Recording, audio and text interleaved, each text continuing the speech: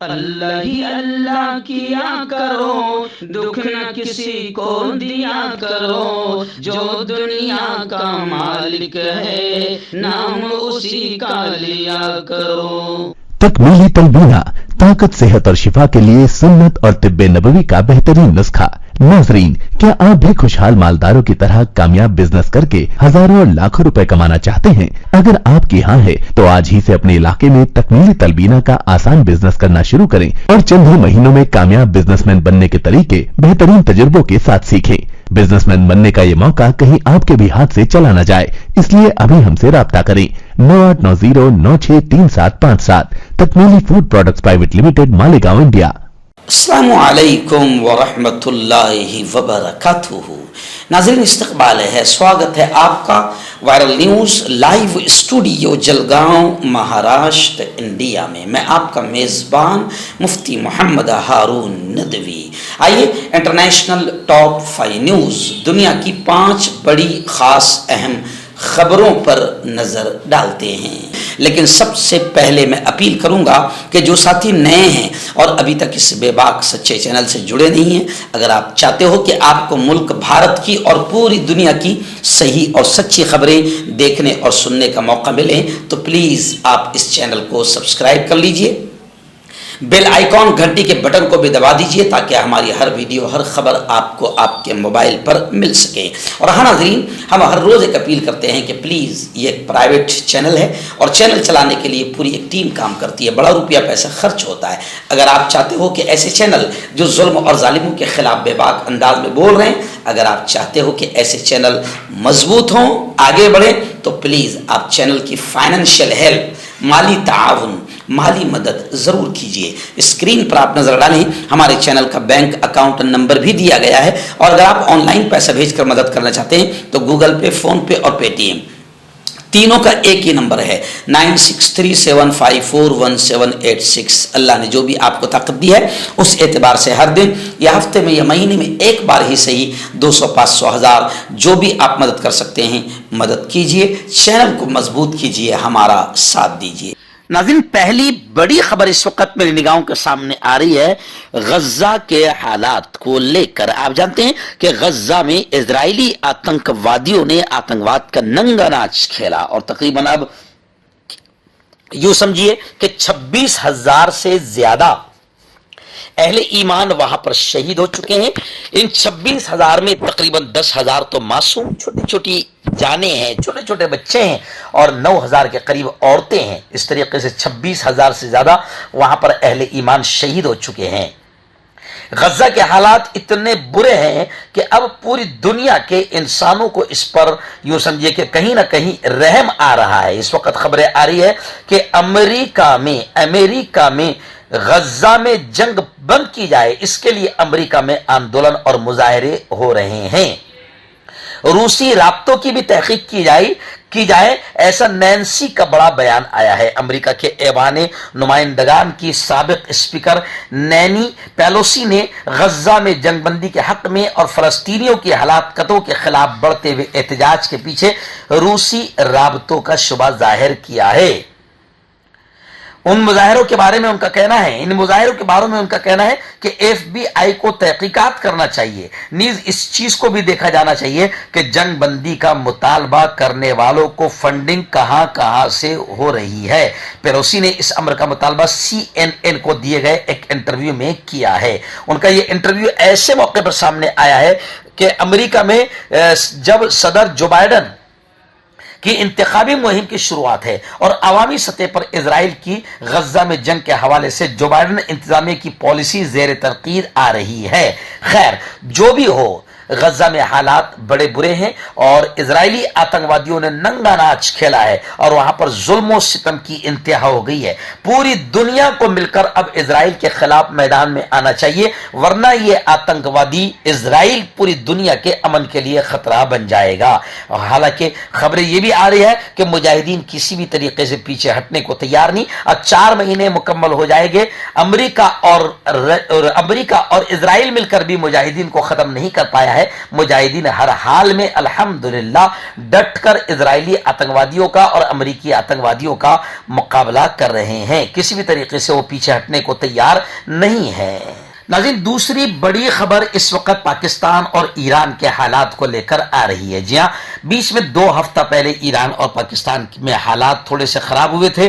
ایک دوسرے کی تلخیاں اور دشمنیاں اور نفرتوں میں اضافہ ہو گیا تھا اور زبردست اضافہ ہو گیا تھا، لیکن بہت جلد یہ معاملہ کنٹرول ہو گیا ہے. اس وقت خبریں آ رہی ہے کہ پاکستان اور ایران معاشی سرگرمیوں کو بڑھانے اور دہشت گردی سے نمٹنے کا ایک ساتھ مل کر عزم کر رہے ہیں.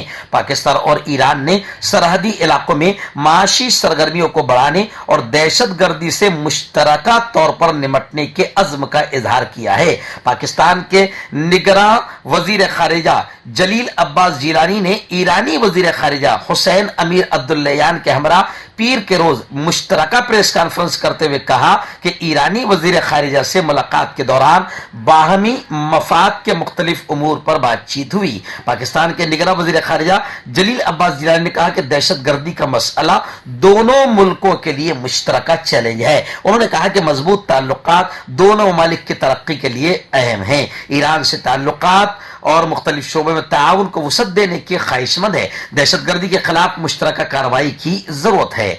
جلیل عباس جیلانی نے کہا کہ دونوں ممالک سیاسی اور سیکورٹی مسائل حل کرنے میں سنجیدہ ہے.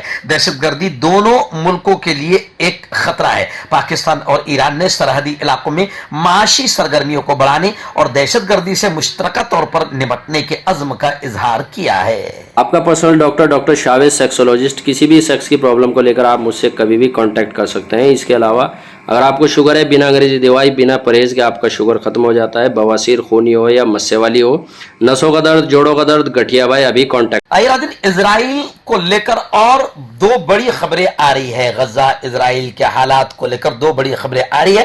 سب سے پہلی خبر یہ آ رہی ہے، وائٹ ہاؤس کا بیان آیا ہے کہ اسرائیل کو اسلحے کی فراہمی کی پالیسی میں کوئی تبدیلی نہیں آئی ہے. امریکی وائٹ ہاؤس نے واضح کیا ہے کہ اسرائیل کو اسلحے کی فراہمی کے حوالے سے اس کی پالیسی میں کوئی تبدیلی نہیں آئی ہے. وائٹ ہاؤس کی طرف سے یہ بیان ایک ایسے وقت میں سامنے آیا ہے جب امریکی حکام کی جانب سے کہا گیا تھا کہ صدر جو بائیڈن کی انتظامیہ اسرائیل کو ہتھیاروں کی فروخت کو دباؤ کے طور پر استعمال کرنے پر غور کر رہی ہے تاکہ نیتن یاہو کی حکومت کو غزہ میں فوجی کارروائیاں کم کرنے پر مجبور کیا جا سکے. اسرائیل کو اسلحے کی فراہمی کے جائزے کے حوالے سے امریکی نیٹ ورک NBC کی رپورٹ پر تبصرہ کرتے ہوئے قومی سلامتی کونسل کے ترجمان نے کہا ہے کہ اسرائیل کا حق اور فرض ہے کہ وہ حماس کے خطرے کے پیش نظر اپنا دفاع کرے، بین الاقوامی انسانی قانون کی پاسداری کرتے ہوئے اپنی حفاظت کرے،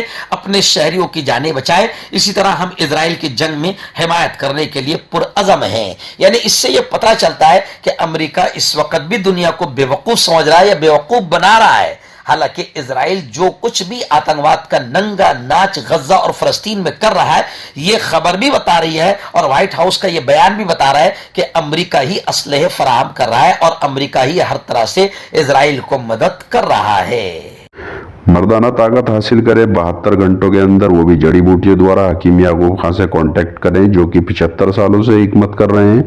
اس کے علاوہ جوڑوں میں درد، گردوں میں پتھری، شوگر، کھجلی، لیکوریا کا گارنٹی سے علاج کیا جاتا ہے. ابھی کانٹیکٹ. ہربل سپر لے کر آیا سمراٹ گولڈ کٹ جو کہ مایوس شادی شدہ مردوں کے لیے ہے. ان کو پیور جڑی بوٹی سے بنایا گیا ہے. اس سے آپ کی ٹائمنگ بڑھتی ہے، جوش اور خواہش میں اضافہ ہوتا ہے، نسوں کی کمزوری دور ہوتی ہے. اگر یہ آپ ہم سے لینا چاہتے ہیں دیش ودیش میں کہیں بھی تو ہمارے دیے ہوئے اس کے نمبر پر کانٹیکٹ کریں. ناظرین، بڑی خبر آ رہی ہے لبنان کے حالات کو لے کر. جی ہاں، کہا جا رہا ہے کہ لبنان پر ان 2 ہفتوں میں اسرائیلی حملہ ہو سکتا ہے. ایسے امکانات نظر آ رہے ہیں. اسرائیل حزب اللہ کے خلاف کارروائی کے لیے لبنان پر حملے کی تیاری کر رہا ہے جو کہ 2 ہفتوں میں متوقع ہے. لبنانی میڈیا کی رپورٹ میں بتایا گیا ہے کہ ایک عرب ملک نے انٹیلیجنس ذرائع کے حوالے سے لبنان کو اسرائیلی حملے سے خبردار کیا ہے. رپورٹس کے مطابق اسرائیل نے گزشتہ چند ہفتوں کے دوران لبنان کی شمالی سرحد پر ہزاروں فوجی تعینات کر دیے ہیں. اسرائیل کی جانب سے سینکڑوں टैंक, बख्तरबंद गाड़ियां और दीगर फौजी साजो सामान भी सरहद पर पहुंचा दिया गया है। लिबनानी वजीर खारिजा ने इस हवाले से कहना है कि लिबनान पर इजरायली हमला नाकाबिल कबूल होगा। खैर, इजराइल अब लिबनान पर भी हमले की तैयारी कर रहा है। 2 हफ्तों में इजराइल लिबनान पर हमला कर सकता है, ऐसे इम्कानात है। मैं ये इसलिए खबर बार बार कह रहा हूं कि इजराइल को अगर अभी पूरी दुनिया के तमाम अमन पसंद मुल्कों ने मिलकर इजराइल के आतंकवाद को नहीं रोका, इजराइल को खत्म नहीं किया, तो इजराइल पूरी दुनिया के ममालिक के अमन के लिए खतरा होगा, क्योंकि इस वक्त दुनिया का सबसे बड़ा आतंकवादी अगर कोई है तो वह है इजराइल। आइए आखिरी बड़ी खबर भी गज्जा और फलस्तीन के हालात को लेकर आ रही है। जी हाँ, पहली खबर तो ये आ रही है, आप जानते हैं कि आलमी अदालत इंसाफ में जनूबी अफ्रीका वगैरह ने बाकायदा इजराइल के खिलाफ केस दर्ज करवाया है, मुकदमा दर्ज करवाया है, यानी बताया है कि इजराइल आलमी अदालत इंसाफ में इसको खींचा जाना जरूरी है, क्योंकि इजराइल पूरी दुनिया में इस वक्त आतंकवाद का जो नंगा नाच फलस्तीन और गज्जा के लोगों के साथ खेल रहा है वो पूरी दुनिया देख रही है। इसलिए आलमी अदालत इंसाफ में इजराइल के खिलाफ जनूबी अफ्रीका ने मुकदमा दर्ज किया है। मगर अब इजरायली प्रेसिडेंट, इजराइल के सदर का यह इल्जाम है कि आलमी अदालत इंसाफ में मेरे अल्फाज को तोड़ मरोड़ कर पेश किया गया है। बैनुल अक़वामी अदालत इंसाफ पर इतवार के रोज इल्जाम लगाया है कि बैनुल अक़वामी अदालत इंसाफ ने अपने फैसले में मेरे अल्फाज को गलत अंदाज में पेश किया है। और इजराइल के सदर का यह भी कहना है कि मैंने फलस्तीनियों के तहफ़्फ़ुज़ और गज्जा में होने वाली नस्ल कुशी को रोकने के लिए इक़दामात किया था।